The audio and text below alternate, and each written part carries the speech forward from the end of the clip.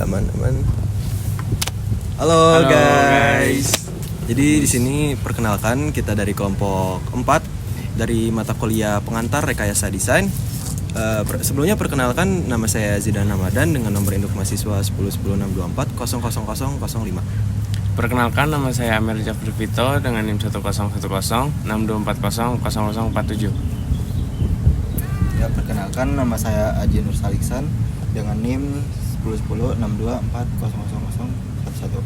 Perkenalkan, nama saya Muhammad Ilham Nurdin dengan nomor induk mahasiswa 1010624000049. Nah, jadi di sini kita akan jelasin tentang manfaat sumber daya energi terbarukan dalam pembangunan dan perkembangan SDGs.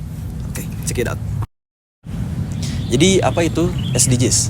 Jadi SDGs atau Sustainable Development Goals adalah serangkaian 17 tujuan global yang ditetapkan oleh Perserikatan Bangsa-Bangsa untuk mengatasi berbagai tantangan pembangunan dunia. Jadi SDGs diluncurkan pada tahun 2015 sebagai bagian dari Agenda 2030 untuk pembangunan berkelanjutan. Tujuan ini bertujuan untuk menciptakan keseimbangan antara pembangunan ekonomi, sosial, dan kelestarian lingkungan. Nah, dari penjelasan tadi kita bisa simpulkan bahwa SDGs itu memiliki peran yang penting bagi pembangunan dunia. Nah, jadi kita ngambil SDGs poin ke-7 yaitu Affordable and Clean Energy. Mengapa affordable and clean energy itu penting? Karena energi adalah fondasi pembangunan manusia, ekonomi, dan lingkungan. Akses terhadap energi bersih merupakan hak dasar yang mendukung pendidikan, kesehatan, dan kesejahteraan. Energi bersih juga membantu mengurangi ketimpangan dengan memberikan peluang ekonomi bagi masyarakat miskin. Selain itu, energi terbarukan melindungi lingkungan dengan mengurangi polusi dan emisi karbon penyebab perubahan iklim. Penerapan energi bersih mendorong ekonomi berkelanjutan dengan menciptakan lapangan kerja hijau dan meningkatkan efisiensi energi. Penggunaan energi juga meningkatkan kesehatan masyarakat dengan mengurangi polusi udara akibat bahan bakar kotor. Lebih jauh, energi terbarukan menciptakan stabilitas energi global dengan mengurangi ketergantungan pada bahan bakar fosil. Terakhir, energi bersih mendukung upaya global dalam mengatasi perubahan iklim dan menjaga keberkelanjutan lingkungan. Lalu, kenapa sumber daya terbarukan ini patut untuk dikembangkan? Karena sumber daya energi terbarukan memainkan peran penting dalam mendukung pencapaian SDGs karena manfaatnya yang luas bagi lingkungan, ekonomi, dan masyarakat.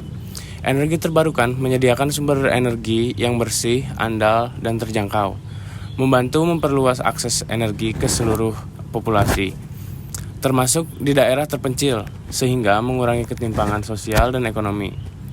Dengan menggantikan bahan bakar fosil, energi terbarukan juga secara signifikan mengurangi emisi karbon yang berkontribusi terhadap perubahan iklim, mendukung upaya global dalam aksi iklim yang lebih ambisius.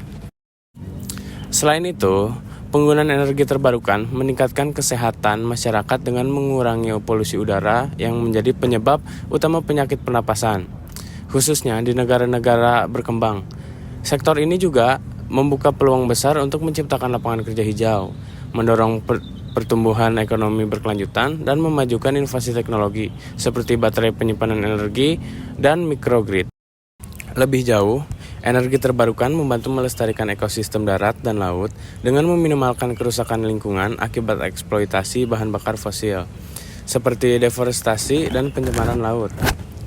Inovasi yang didorong oleh investasi dalam energi terbarukan juga mendukung pembangunan infrastruktur modern yang lebih berkelanjutan dan ramah lingkungan. Dengan manfaat-manfaat tersebut, energi terbarukan menjadi elemen kunci dalam mencapai pembangunan berkelanjutan yang holistik sesuai dengan tujuan SDGs. Pengembangan pembangkit listrik tenaga air atau PLTA di masa depan memiliki potensi besar sebagai solusi energi berkelanjutan. Dengan demikian, meningkatnya kebutuhan energi dan tuntutan mengurangi emisi karbon. PLTA akan memainkan peran strategis dalam transisi menuju sistem energi bersih dan ramah lingkungan. Pembangkit listrik tenaga air bekerja dengan cara mengubah energi potensial air dari bendungan menjadi energi mekanik dengan bantuan turbin air.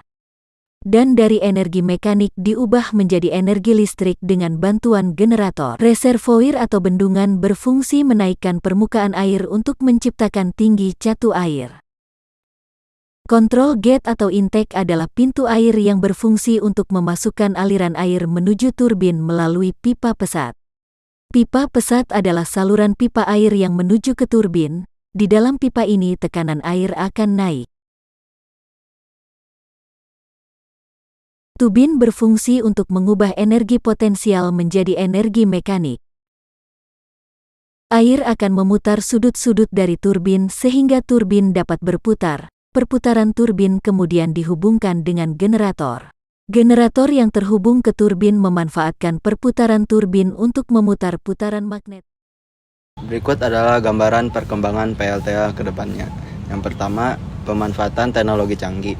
Yang kedua, PLTA skala kecil atau PLTMH atau pembangkit listrik tenaga mikrohidro. Yang ketiga ada PLTA dengan teknologi penyimpanan energi. Yang keempat, PLTA berbasis lingkungan. Yang kelima, integrasi dengan energi terbarukan lainnya. Yang keenam, digitalisasi dan pemeliharaan proaktif. Yang ketujuh, PLTA di lingkungan perkotaan.